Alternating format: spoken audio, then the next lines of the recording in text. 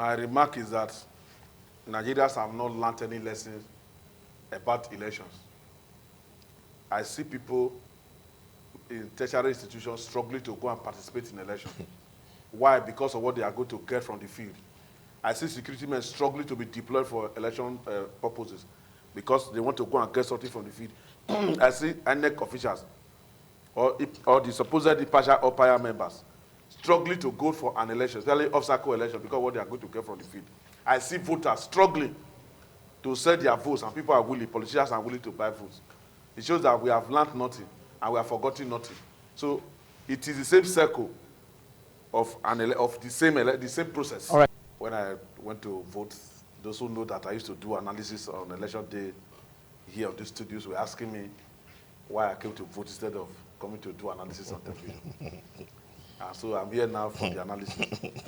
You're welcome. It is very unfortunate that we are citizens of Nigeria, citizens of Edo State, citizens of Kogi State, citizens of Bayelsa State, of Ondo State, of Ekiti State, and any other state where you have off-cycle election. Why is it unfortunate? The reason is because the election that we are conducting now in 2024 is the same 2007 election that we conducted that led us to off-cycle election. And it appears that we have not learned anything. And so we keep on repeating history. I see on election day, people struggling. Policemen or security officials struggling to get money from the leading political parties on election day at polling units. I see on election day, those that are assigned to go and conduct election, if they notice the presence of a political leader in that area, they immediately dispatch one of them to go and get money for those of them that were assigned to come and conduct What election. do you mean? You mean the ad hoc staff or of INEC? Whether adult staff, whether risk staff of INEC, whether men of the armed forces, whether men of the police. My brother is from Edo North, is here. I don't know whether he measured that aspect of it. The statement that I've made just now, if you call it an indictment, so be it. Because this is what I've observed in every election. Apart from coming here to discuss election, I observe election. In every election in this state, at least I move around with my co-monitoring people across 12 local governments in every election. So when I want to make statement about an election, I make a statement that you can verify from one local government to another or one ward to another, because there's no barring wall between one polling unit and another, and between a ward and another, and between a local government and another in this state and elsewhere.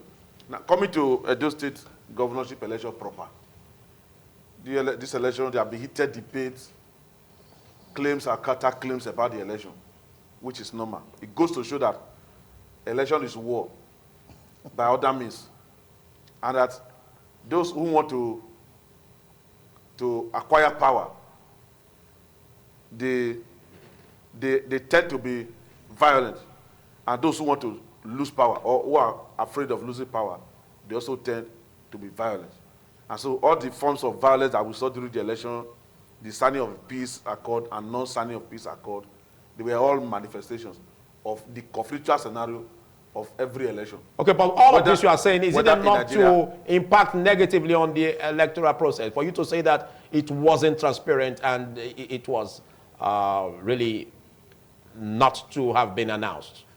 No, I cannot say the election was not transparent, because where I voted, it was the wish of the people that was announced, and the agents were giving the results, and the results were uploaded in our presence. So, and those who had access to INEC IREV, they confirmed that it was the result that was declared that the agents had that were uploaded. So I cannot come here now to say the election was not transparent.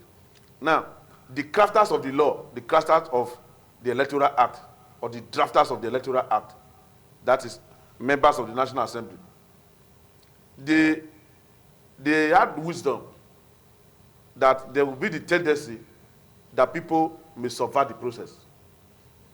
And that was why they made it mandatory for political parties to provide their agents in every polling unit.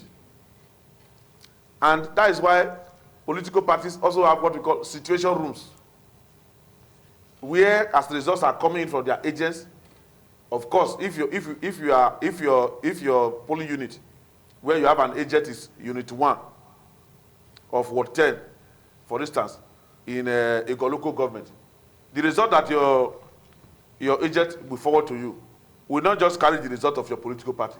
It will carry the results of all the political parties, all the votes there. So you can tabulate it.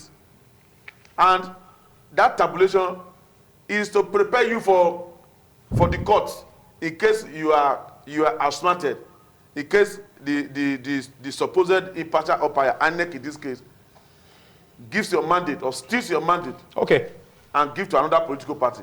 You now have evidence from your agents on ground, evidence from INEC IREF, that you can now tender to say this mandate was stolen.